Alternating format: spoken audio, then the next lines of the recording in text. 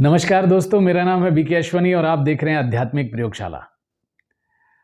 सर्वप्रथम आप सभी को होली की बहुत बहुत बहुत रंग बिरंगी बधाई हो। होली त्योहार है उत्साह का, उत्सव है उत्साह का, रंग का, मिठाइयों का। आज होली सेलिब्रेट करते समय हम ये जानेंगे कि वास्तव में होली का आध्यात्मिक रहस्य या महत्व क्या है, किस प्रकार से वो जो कथा शास्त्रों के अनुसार बताई गई है उसका एक रेलिवेंट रीजन क्या है, वर्तमान समय में किस प्रकार हम आत्माएं उसको इस्तेमाल करके अपने जीवन में उमंग, उत्साह और रंगों की बहार ला सकते हैं। हिरण्यकशिपु जो अपने आप को इतना ज्यादा उच्च, उसने कहा मैं भगवान हूं, मेरी प्रजा मेरी पूजा करे, स्वयं को भगवान मानने वाला और अपनी पूजा कराने वाला।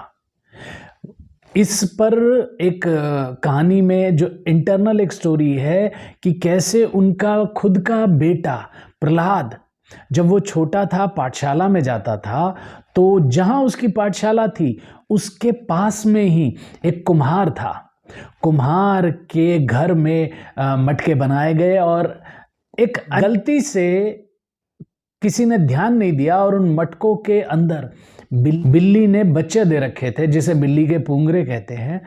वहां पर कुम्हार उन मटकों में आग लगा दी, भट्टी में डाल दिए, क्योंकि उन मटकों को पकाना था। जैसे ही आग भड़की, कुम्हार का परिवार बाहर आया, सभी उनके जिस विद्यालय में वो पढ़ते बच्चे आ गए बाहर। तो कुम्हार भगवान से प्रार्थना करने लगा, हे प्रभु, उन बिल्ली के पुंगरों को बचा लेना।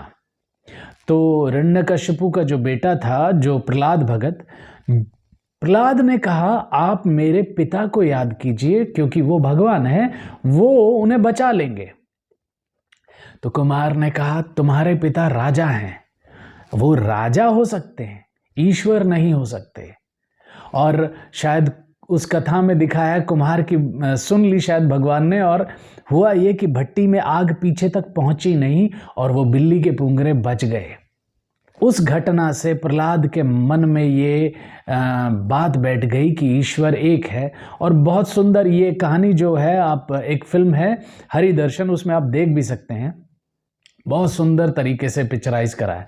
वो प्रतीक है ईश्वर की संतान, भगवान का बच्चा बताया। जैसे अगर प्रहलाद को, जिसने अपने हृदय को प्रभु को समर्पित कर दिया, इस तरीके से वो दिखाया गया है।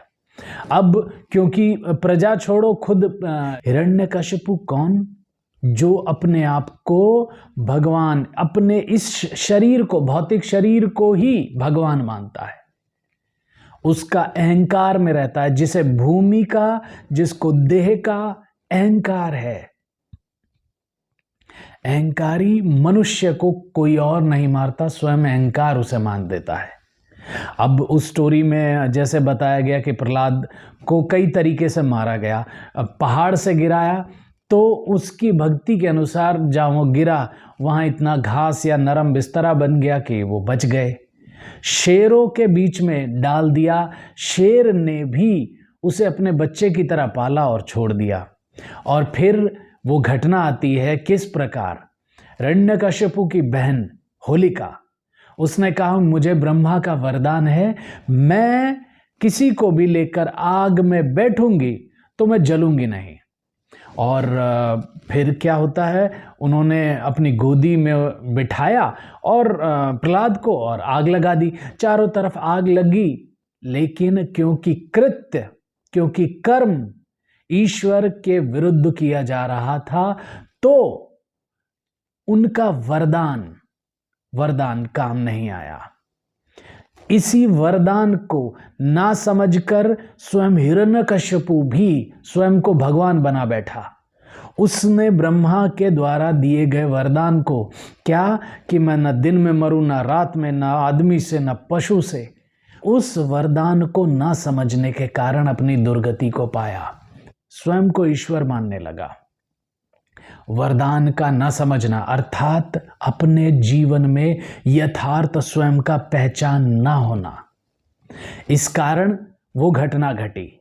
आज भारत के नहीं पूरे विश्व के लोग होली अपने अपने तरीके से मनाते हैं। होलिका दहन होता है, कई जगह उस होलिका दहन की राख को ही रंग की तरह यूज़ किया जाता है। बच्चों को मालाएं पहनाई जाती हैं जिसमें खाने की कुछ चीज़ें, कुछ सामग्री लगाई जाती है, अलग अलग तरीके से। पर विषय या ध्येय क्या है? विषय या ध्येय है अपने जीवन में सौभाग्य को लाना।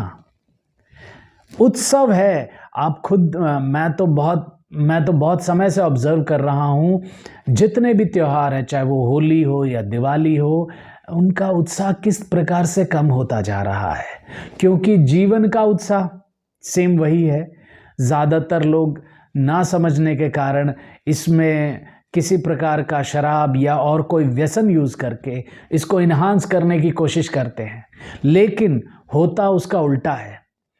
होली एक ऐसा त्यौहार बन जाता है जिसमें बहुत ज़्यादा एक्सीडेंट्स भी होते हैं, कारण वही शराब है।